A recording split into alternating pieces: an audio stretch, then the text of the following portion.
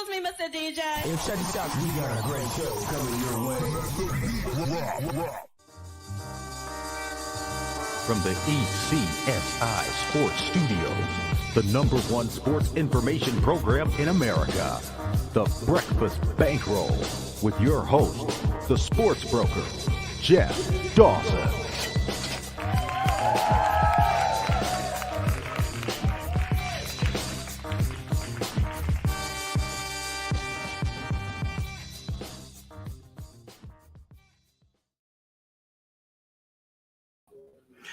Good morning, sports fans from all around the globe. I am your host, Jeff Dawson, East Coast Sports Investors, and this is your Breakfast Bankroll for Monday, January 9th. I did it again, 2023. That makes number 13. I got it up here.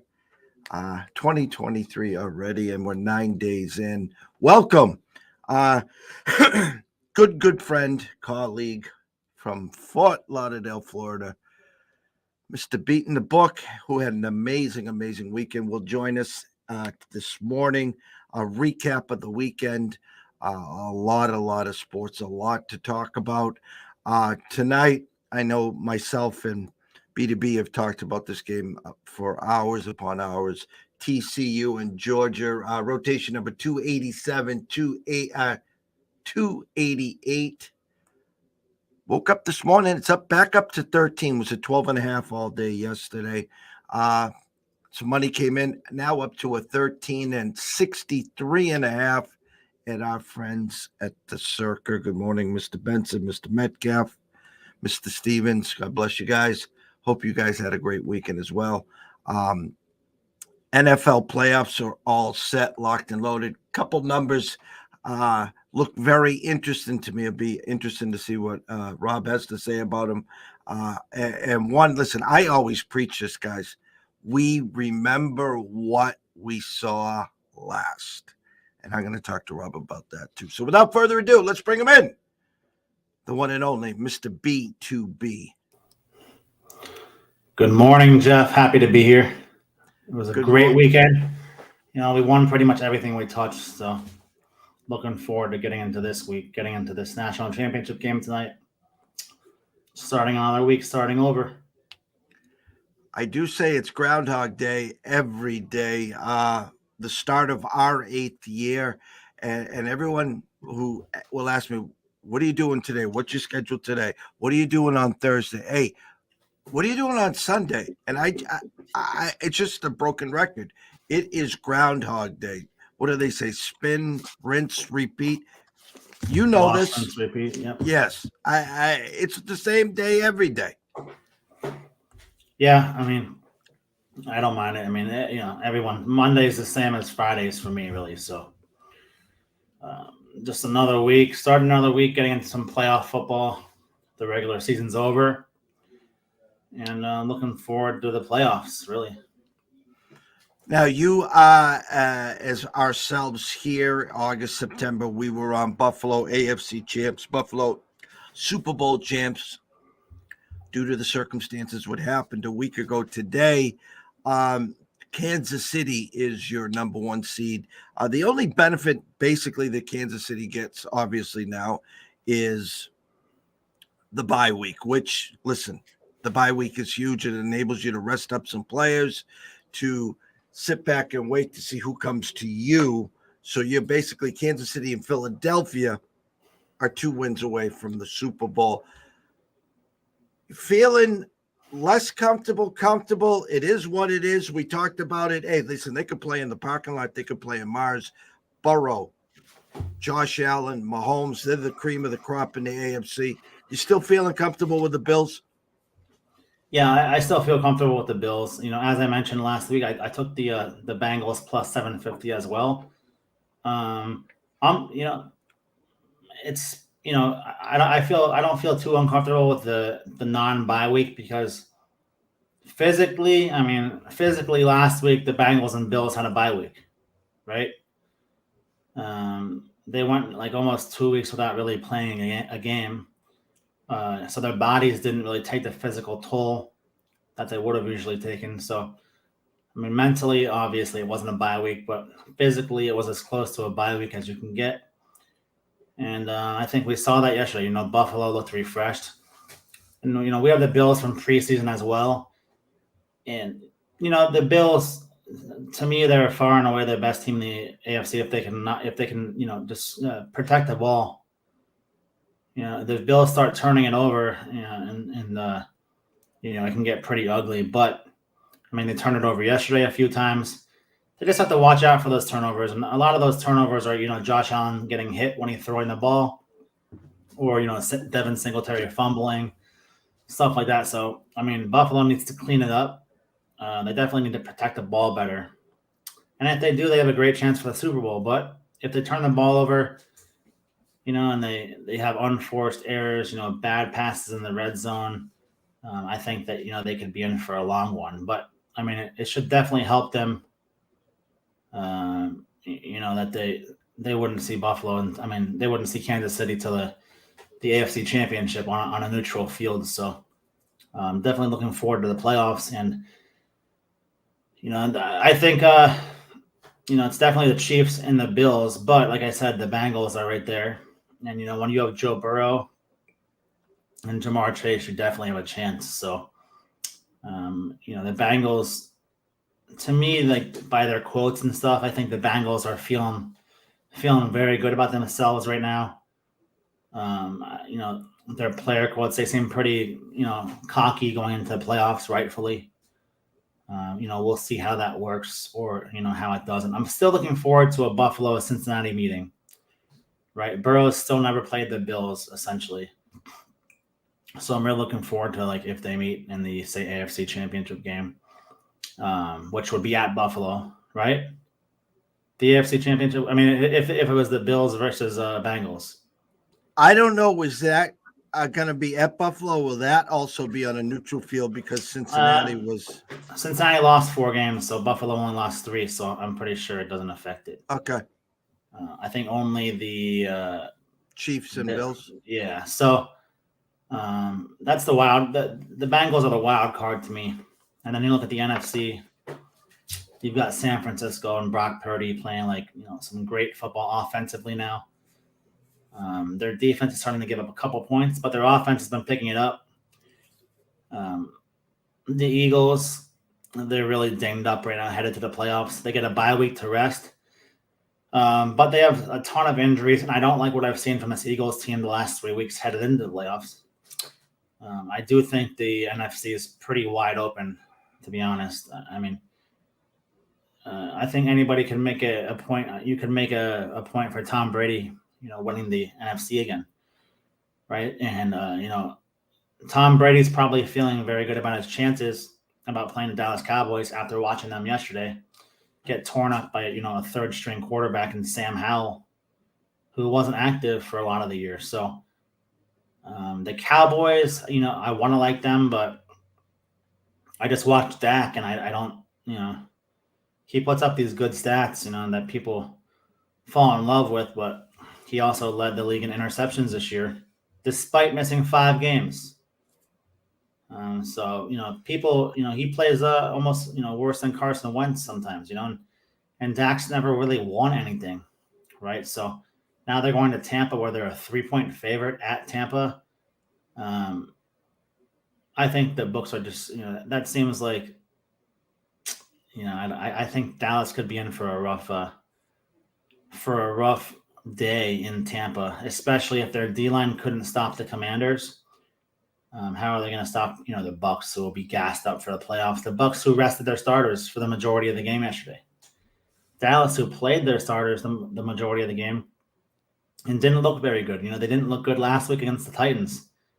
Squeezing out a win against the Titans, squeezing out a win against the Texans, getting their doors blown off by Washington. So I think Dallas is headed the wrong way into the playoffs. And I think if Mike McCarthy, if he loses this wild card game, I mean, I think Jerry Jones has got to fire him because, they're going absolutely nowhere. So there's a lot at stake for the Cowboys this weekend. So I'm very interested to see, how that finishes out.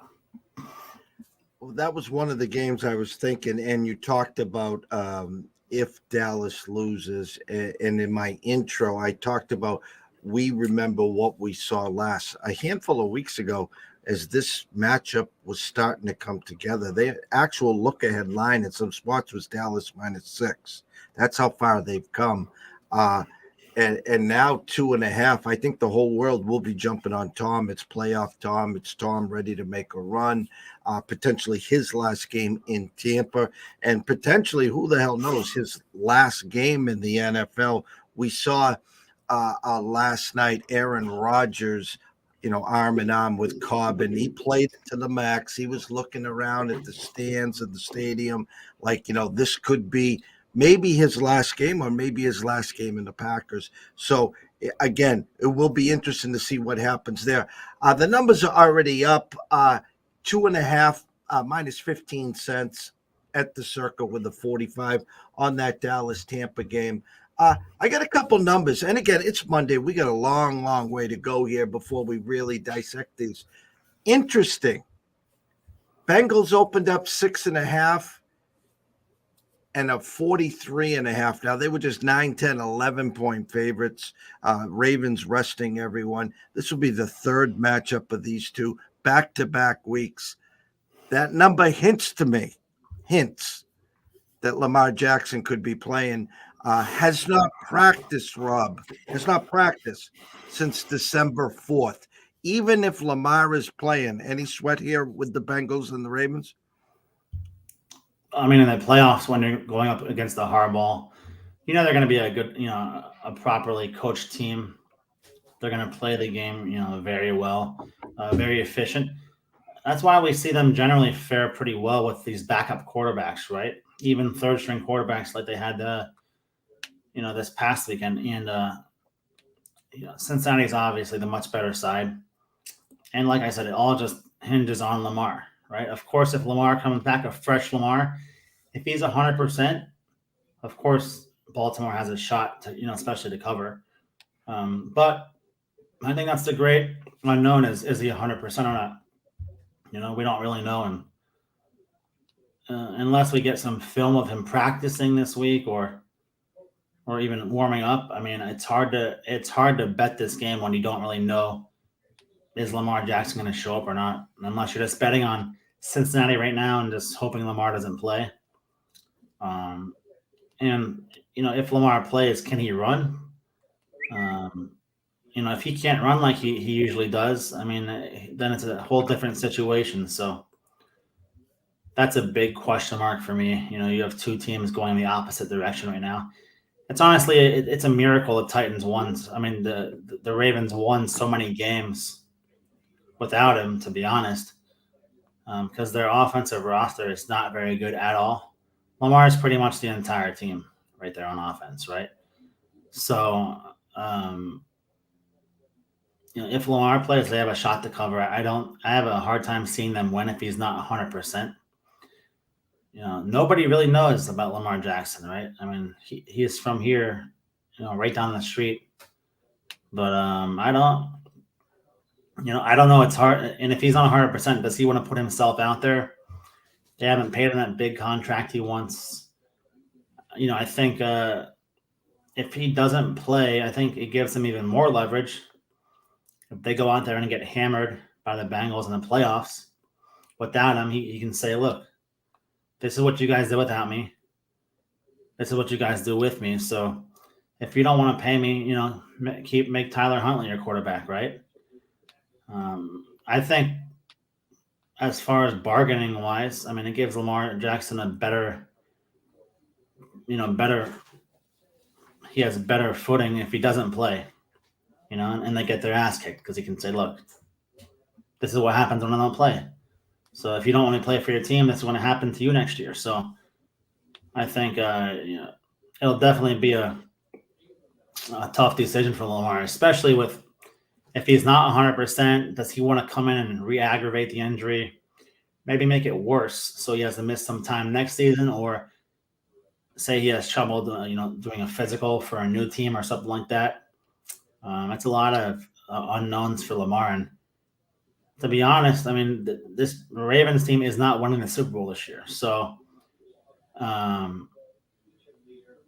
does he really want to put himself out there, right? So it's tough. Going to be a tough week for the Ravens franchise. That's for sure. Yeah, and the Ravens. I was talking yesterday about the Ravens. It's almost one of these.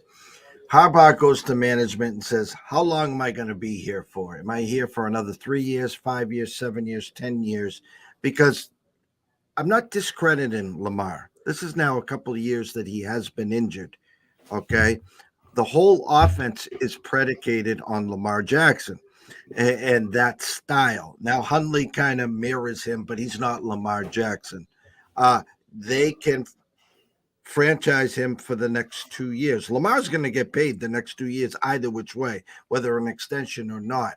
Now, rumor has it maybe he goes back to Miami and with teams up with Sean Payton, and so there's a lot of. I don't see Sean Payton going to Miami. I don't Well, he was linked to Miami last year. I don't think with I think with McDaniel they're pretty. The Dolphins are pretty. I mean, they're set with a young coach. Sean Payton hasn't gotten it done in the years. Sean Payton, I think he's one of the most overrated coaches in NFL history. If you take Drew Brees off his team, he's not. He only won one Super Bowl with the Saints, right? And he was the number one seed. How many of those years? 6, 7 years. The Saints were the number one seed.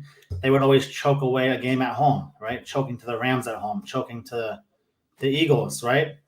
They were always choking a game. So Sean Payton is so overrated. I think that would be a mistake if the Dolphins got rid of Mike McDaniels for Sean Payton. I think if Sean Payton goes anywhere, it's a Cowboys if Mike McCarthy gets fired. But everyone talks about Sean Payton like he's a great coach, and it's almost like when the Colts had Peyton Manning, right? You're going to win games anyways, regardless of who's the coach, right?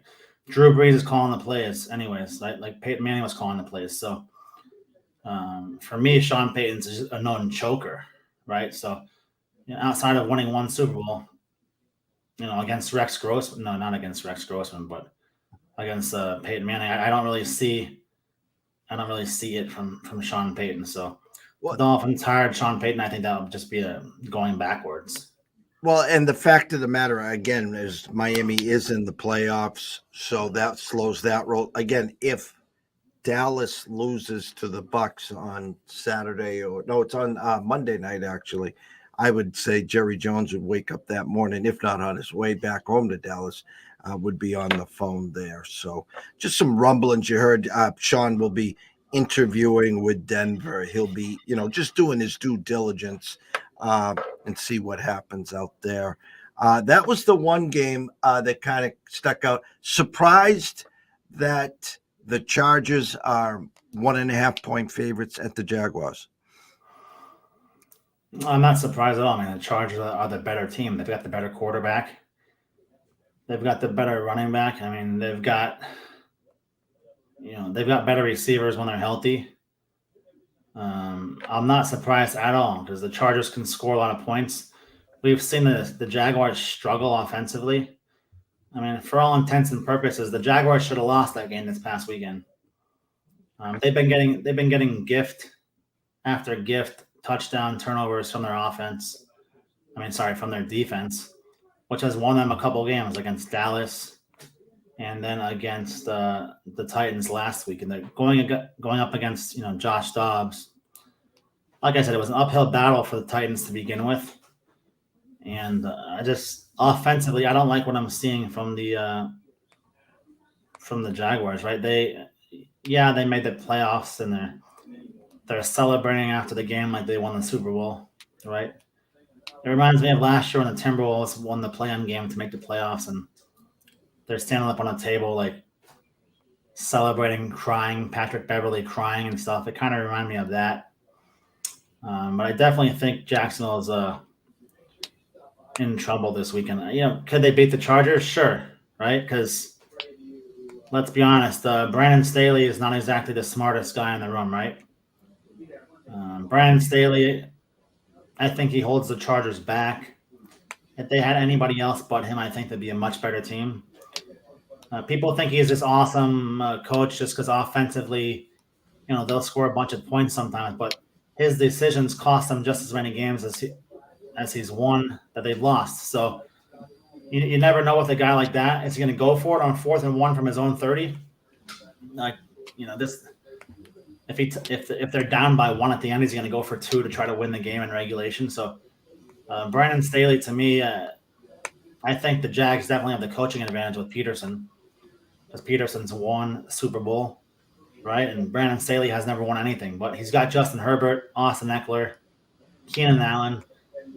So when you've got guys like that, you can when you can push the ball on the field, you've definitely got a chance. And offensively, they're much better than the Jaguars. So if the Jaguars want to win this game, they have to score some points on offense, right? Because it's very unlikely their defense is going to score another touchdown this week to win them another game, right? So can they step up and win a home game?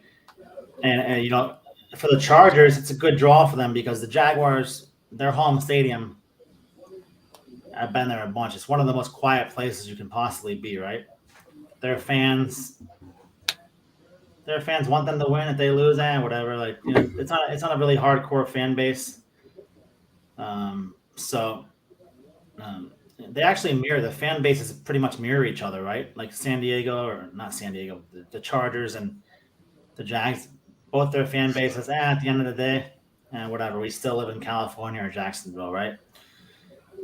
So I think if the Jags want to win or do anything in the playoffs, they have to find their offense. Trevor Lawrence wasn't really impressive this past weekend. He missed a couple of touchdown throws wide open. If he does that this weekend, they're not going to find very much success against the Chargers. San Fran and the Bills. San Fran's hosting the Seahawks. The Bills hosting the Dolphins, both at -10. Not surprised there. It'll be interesting to see where the public takes those two numbers on those two games. Vikings 3 with a 47.5 against the Giants. I know everyone says the Vikings are frauds. It's kind of comical. I see a lot of fan bases like the Bears talking about how they're the worst in the NFL in one possession games. They're like 1-7, 1-8. Well, this was the Vikings for a couple years in a row. Now they've turned it around. They've not only lost those games the last couple of years, now they're winning those games. Point differential, they're in the negative. Everyone wants to call them frauds. Everyone's going to go against them. -3 against the Giants. If you had to lean on Monday, we got a week to go, where would you lean on that one? No, I would definitely take the Vikings at home. I mean, they've already beat the Giants at home, right? Just a couple weeks ago, as a matter of fact. I don't see that Giants defense really stopping Justin Jefferson. People can say like the Vikings are frauds, but at the end of the day, I'd rather have Kirk Cousins than Daniel Jones, right?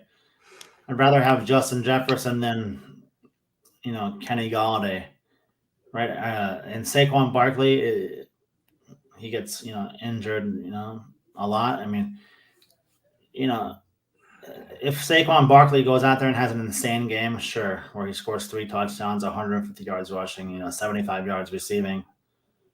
I mean, it's possible the Giants can beat them, sure. I mean, like if the Giants won, I wouldn't be shocked, right? But if I had to bet right now, I'd take Minnesota at home. I think Minnesota's been gearing up for this, looking forward to this all season, hosting a playoff game.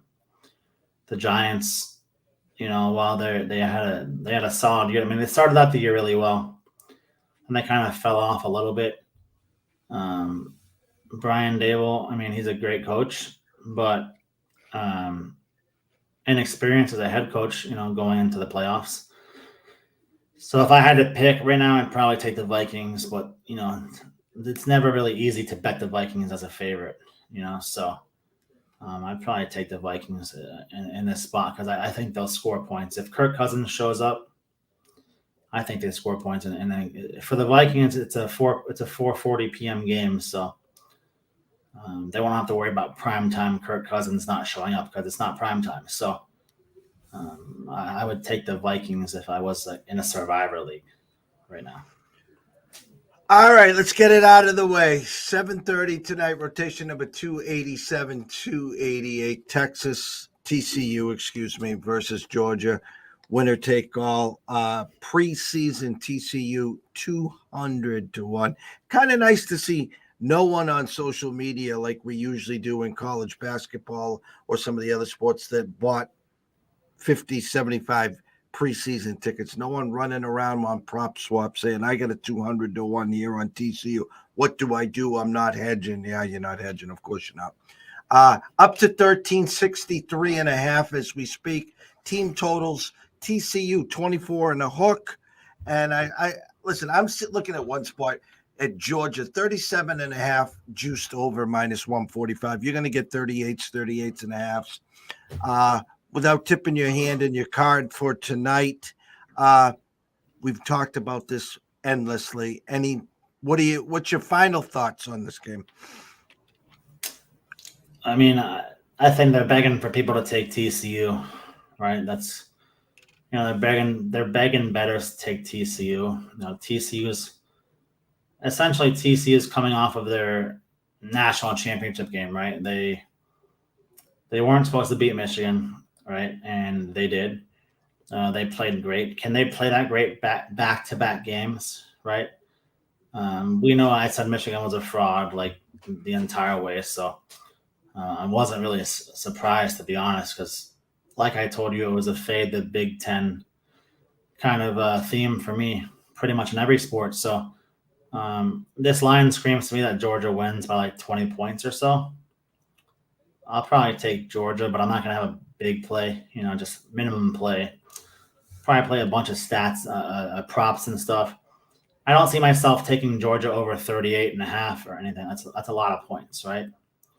And if Georgia gets up, say Georgia gets up, 27-7 in the third quarter, right? Like maybe just like against Tennessee, they'll just run the ball pretty much and shorten the game.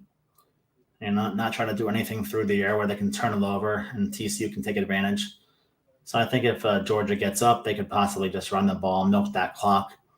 I definitely don't think Georgia wants to get into another shootout like last week. But Georgia, they're much better offensively than TCU. I mean, they pretty much lead every offensive category, in the head-to-head numbers against TCU, right?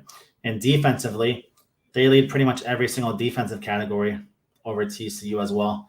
And they played a tougher schedule in my eyes. So Georgia, like I said, they're a 13-point favorite for a reason. They should win the game. If they lost, I would be shocked, right?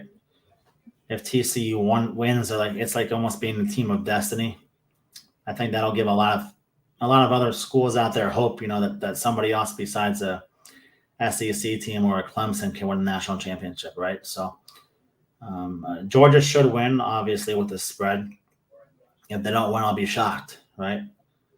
And I wouldn't be surprised. I want to bet the over, but I wouldn't be surprised if it stays under, right? Especially if Georgia hops out to an early lead.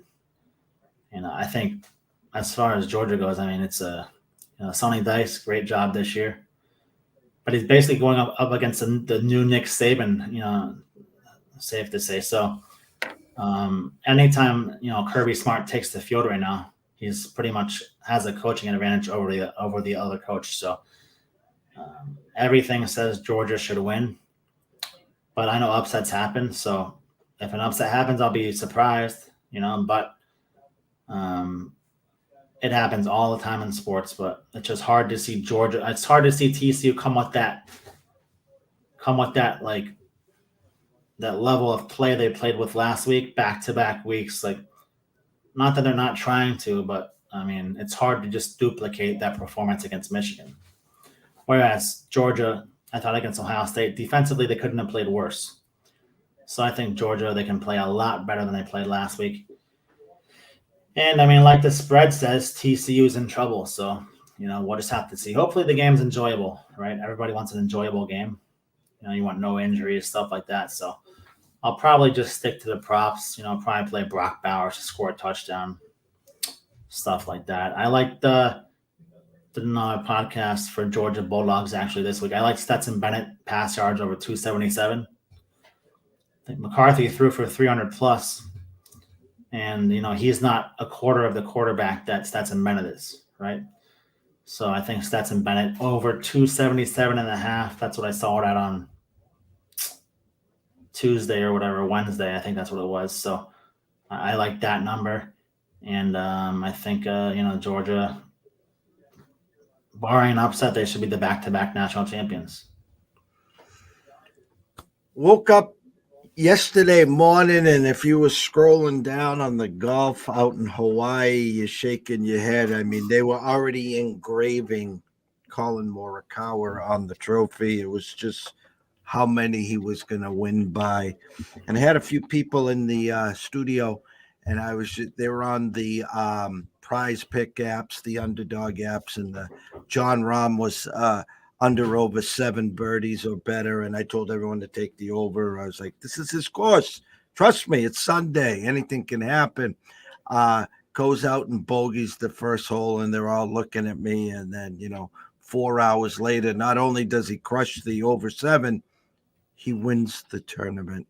Congratulations. We were on the show last week. You talked about him, 7 plus 750, I think we talked about on the show. Great way to start the first tournament of the year, B2B. Yeah, I gave out the Century for free on my website. We dominated. We had the first round leader, John Rahm. We had all the round matchups. We went 5-1, and we had John Rahm outright plus 750. So it was a nice comeback. He went down 9 strokes after the first hole, and he was 54-1 live to win it. I haven't seen anybody, show any of those tickets because, a 9-shot lead in golf, I mean, that's pretty insurmountable, generally. But, Colin Morikawa fell apart. I think the 14th, 15th, and 16th holes, I believe it's the 3 easiest holes on the course all week. And 14 and 15, nobody had even bogeyed those back-to-back all weekend. Not one guy had back-to-back bogeys on those 2 holes. Morikawa went back-to-back on those holes and then added another bogey on the next hole. So he went back-to-back-to-back. He just could not chip. I mean, chipping is his, his wedges from, chipping is that's the weak part of his game. And I mean, he looked like he had no confidence with those 45-degree clubs in his hand. And that's going to be a tough loss for him to get over. I mean, he said after it's a tough loss. I mean, for me to get over. He needed the win. I believe he did that last year. He had a big lead against Victor Hovland at the Hero Award Challenge last year, and he blew a big lead there too, like 5 strokes in the final day. But this one, it was the largest comeback at the Century Classic, a Century tournament since like 1970 something. But it's one of the biggest collapses it's a top 10 collapse in PGA history. So Rahm played lights out, of course. And he's found his putter, and his putter is what held him back last season. So hopefully, as probably one of my favorite golfers, big John Rahm supporter always here. Hopefully he can just dominate the rest of the PGA this season because he is the one guy who doesn't really talk trash about LIV, right? He says both should be able to play together. He seems to kind of be pro LIV. So, I hope John Rahm kicks, Rory's ass this season. And a lot of the other guys. So I'm looking forward to a big season from John Rahm, hopefully a couple majors. And, he's definitely, for me, he's the best player on the PGA Tour right now. So if he finds his putter and he plays consistently and keeps his anger, in check, I think it's going to be a long season for some of his competitors. Yeah, I was waiting for that last year. We were just waiting and waiting and waiting, and he never could get the flat stick going. The Raminator, as we like to say once in a while back here. Rory has the big year. Some of the other guys have some big years. Now the talk going into this year is Rory again, and it's nice to see Rahm just say, Not so fast here, guys. I'm back. Don't you worry about me. And if you want to keep, that's the problem.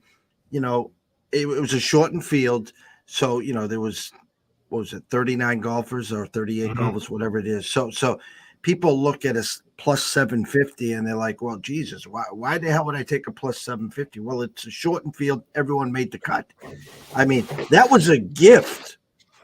If you really look into it, that was an absolute gift. Go back and do a little history on this and the 32 under and stuff. So people that don't, I mean, Rom has been plus 700 for full field events before also. So he was, I think there was a point where I think he was 40 under par through his last 80 holes there. So essentially he birdies every other hole, birdie par every other hole for 80 holes. I mean, that's obviously that's, the best of anybody in the world you're going to see. So, I thought, plus 750 was, a very good value for Rahm, especially on that course where he dominates. He shot 33 under there last year. So, I find golf Twitter, a lot of this golf Twitter people, they can be kind of toxic. These people complain if a 7-1 John Rahm wins, they complain. If somebody says, "Oh, I won John Rahm plus 700," they're like, "It's stupid. He was only plus 700. I would never take that." Oh, I had Colin Morikawa at 30-1. Well, he lost. Like, you didn't win anything. Like, it's like people get so salty, when their golfers don't win, especially on golf Twitter. That's why I don't even really take part in it, right? I'm trying to bet the golfers who I think have the best shot to win. The best golfers in the world. And plus 750, I thought that was very good value for John Rahm. If John Rahm was plus 500, would I have taken it? Probably not. Definitely not. But yeah, plus 750, I actually shopped around for that number, and I was happy with it, especially with his dominance, over this field. And he showed why he deserved to be a plus 750 favorite. Next year, he'll probably be plus 600 here. So plus 750 is a pretty good line. And that's generally like that's generally the biggest favorite that I'll bet, right? Because usually I'll wait. Like if I want to bet a John Rahm, I'll wait to see like how he starts, right? And if he starts off with a bogey, then you can take him at plus 1100, right? But Hawaii was not the place for that because it's a place where he dominates the course. So, if it was another event, say Torrey Pines or something, and he has short odds, I'll wait till he tees off, and hopefully he starts with a bogey, right? You can pick him up at better odds. But I thought plus 750 at this course was, a good value, and pretty much you figure only, 10 guys in the field, 12 guys in the field had a legit chance at winning, right? They had to like change their, who they accepted this year, and take a few golfers who didn't win because of the live golfers leaving. So I thought, plus 750 was a definite value for John Rahm, especially in that spot. People have to go way, way back. Take a look at some of the odds in the Tiger Woods era and in his prime. I mean, plus 5-1, plus 550. So people online, people like on Twitter, on like golf Twitter, they're obsessed with like chasing huge underdogs, right? And huge odds winners, right? Like they're just obsessed with like getting the biggest number on golfers who aren't winning, but they think there's a play. So I mean, do I feel like I'm the smartest guy in the world for picking John Rahm to win a course that he dominates like every single year at plus 750 as a favorite for the tournament? No. But it was just a smart bet to me because I thought he would win, right? And I'm not trying to say like, oh, we had John Rahm and nobody else saw the favorite winning, right? Like obviously people did, right? But a win is still a win, right? And there's places to play the favorites and there's places to not. But this course in Hawaii was capital. It's the best course to play John Rahm and Mexico. So. But yeah, this was the perfect spot for Rahm. So I'm pretty happy with how he played, and just looking forward to a great season. Our goal is to try to get you and I back here Wednesday and potentially on Friday. The reason I bring up Wednesday is Thursday. The PGA stays out in Hawaii for the Sony Open, a full field. Give everyone a little preview. Maybe we'll be talking if we do come back on Wednesday, maybe a few nuggets here and there. But again, it's Monday. We got some time to talk about it. But any previews or anything leading up to the Sony? Not really, not yet. Still got to process this tournament. You still got to see, what the final lineup is for the Sony. I think I had Kevin Knott to be the first round leader here last year at like 50-1. So we hit that last year, and yeah, I mean, you got John Rahm's not playing this week at the Sony. Tom Kim is the favorite at 12-1. Sung J.M. second favorite, 14-1. Jordan Spieth, 16-1. Matsuyama, 18-1. Taylor Montgomery, 25-1. So the field, is pretty, pretty weak compared to last week's tournament. So yeah, I mean, I'll probably get started with that. Probably tomorrow when tee times come out, stuff like that. But it looks like a very, very weak field from what I'm seeing. So, like, unlike last week's tournament, this week looks to be pretty wide open. But I liked what I saw from Hideki Matsuyama the first couple of rounds. So I'll probably play Tom Kim and Hideki Matsuyama this week. But that's just from initial initial glance, and Tom Hoagie as well, 28-1. I'll see if I can pick up some better numbers at somewhere other than DraftKings. But right off the bat, those three names stick out to me. Any cause for concern? I know lots of times, especially in the middle and late to the season, a guy makes the cut, not in contention going into late Saturday, Sunday, taps out, back issue, calf issue, or something like that. Any concerns? I know it's the first tournament, but any concerns with Xander tapping out, or is this just something he had no shot? He was just not really. He was feeling like they said he was feeling bad before the tournament started. Okay. So I'm pretty sure he teed off and played the first round just to, collect that paycheck. I think it was like $200,000 for last place. So I don't really have any causes. I mean, any cause for concern with Xander. I mean, I'm not a big Xander betting guy, right? Like, I walked around with him and his caddy actually at the Hero World Challenge a few years ago. Really nice guys. Xander was very nice, actually, much nicer than Ricky Fowler when we walked. But caddy, very nice guy. But no cause for concern because it's so early right now. We have a few months till the first major. Mm-hmm. So it's better to be safe than sorry for him right now. And if you're slightly injured in $200,000 last place, might as well tee off, play around, and if you can't finish, you can't finish. But I think if he was really seriously injured, I don't think he would have even teed off because people already knew this before he teed off, right?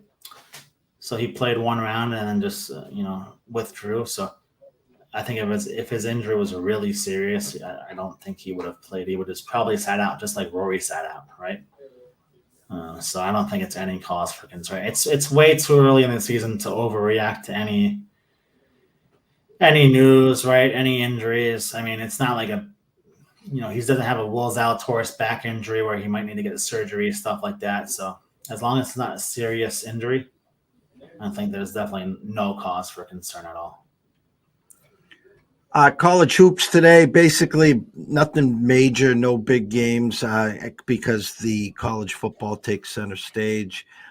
4 hockey games as we wrap things up here. I'm just going to say this. On Sundays, we, for the most part, do what we call as our action parlay. We'll sprinkle in 3-4 games, and our week's already complete, and we just try to have some fun with the day. We had the over in the Dallas-Florida game. I have to tell you a funny story, B2B. Friday, I was co-hosting with Anthony Pepe on Sports Map Radio and the Diehards. ECSI gave out the Florida Panthers team total over 3.5. Now, we're watching the game and broadcasting at the same time. On what day? On Friday. Yeah, but we couldn't. The Panthers couldn't hit an empty net for. Well, here's the funny is, it's 3-1 with 4 minutes, and they pulled the goalie. So we're like, okay, this is good. Well, the problem was Detroit scored. Was it Detroit, right? Yeah, they gave the Panthers gave up a power play when the goalie was pulled. And then they finally pulled the goalie, and then the Panthers have a wide open breakaway. The guy lays the puck in the net. We're like, we're winners. And then there was a delayed penalty back there. But where I was going with this is then again yesterday, under over 6.5 against the Stars, which on paper, that's usually a defensive battle. Mm-hmm. The fact of the matter is the Stars put up 5, the Panthers put up 1. You talked about it last week. I'm going to give you the stage, the mic to all the viewers, loud and proud. You need a megaphone. What the hell is going on with the Panthers? I mean, it's pretty simple. You hire the coach with the most losses in regular season NHL history, right? Paul Maurice, he's the losingest coach in NHL history. He's won nothing in the playoffs. He's made the finals once. He's never won a championship, right? The guy has done nothing in his NHL career, and somehow he scored a job coaching the guys who won the President's trophy last year. So I think it's all head coaching related. But the Panthers, it doesn't seem like they really want to change and do anything about it. Doesn't look like they're going to get rid of him anytime soon. So, I'm pretty much down on the Panthers. I mean, just totally, they can't get any good play in net from Bobrovsky or Spencer Knight. It comes and goes. One night they're lights out. One night they can't stop anything. So, and then nights where they can't stop anything, they seemingly can't score. So, for me, it's all Paul Maurice. I think, as his record said, he's one of the worst coaches in NHL history. They made a mistake hiring him. But people kind of expected this, right? When he was hired, people were like, this hire doesn't make any sense, right? Like, and then they're like, oh, he took Winnipeg to the finals, big deal, right? Like, he's done nothing. And I think he was the worst coach that they could possibly have hired. And they hired him. So, they get what they ask for. So, at this point, I'm done. I'm done caring, right? So, I'll use my season tickets every now and then, for a big game, but I'm just not as excited as I was last year. And they're ruining some great performances by Kachuk. These guys are playing. I mean, Carter Verhaeghe, they're playing great hockey, but this team just together, they're not playing one. I think it's just all due to Paul Maurice. So I'm off this team. My new favorite team right now is the Seattle Kraken. They're an absolute wagon. Top 5 in the NHL in scoring goals. And, I like the enthusiasm they play with nightly. I took the Kraken on Saturday. We took the Kraken minus 1.5. It was like plus 220 for 2 units. They won 8-4. Put up a touchdown and a 2-point conversion. Took their team total as well. So I'm a big Seattle Kraken guy, and that's I'll be pulling for them for the next couple months. And tonight I'll probably take the Kraken tonight. The Kraken team total over 3.5 minus 130. They have an explosive offense. I like the intensity they play with, and they're hungry. They want some success because they're a new team. So I like the Kraken right now. So if you're listening, I'm going to play the Kraken team total over 3.5 tonight. Probably minus 115 at FanDuel. So make sure you hop on that. But as far as the Panthers, I'm done. Call me in June when the season's over. And unless they get Paul Maurice, I'm not going to renew my season tickets because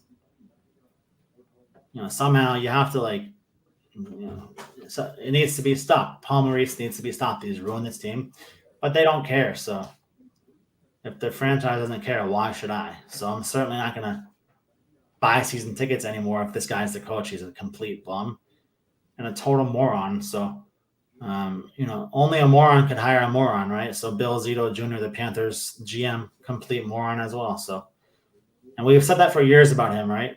Last year with the team, the last couple of years building the team, people have been excited and they kind of let Zito's stupid move. He's made a couple of dumb moves and people are like, why'd you make that move? But they were winning, right? So people just gave him a pass, right?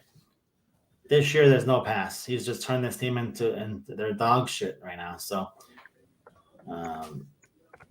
they get what they asked for. And if they want to keep this loser around as coach and GM, they're going to lose games. So, that's they're playing the game, not me. So it's their problem, not mine. Rob, the scroll has been going the whole time. Everyone knows you, obviously, as B2B. They can follow you on Twitter at Beatin' the Bookie. Our goal, again, is to try to get some consistency with you and I here. Our Monday morning, what better way to start the week? Maybe sneak in some Wednesdays because Thursday is golf day. And then if we have time and you have time, we'll catch you back on Friday to preface and set up the weekend.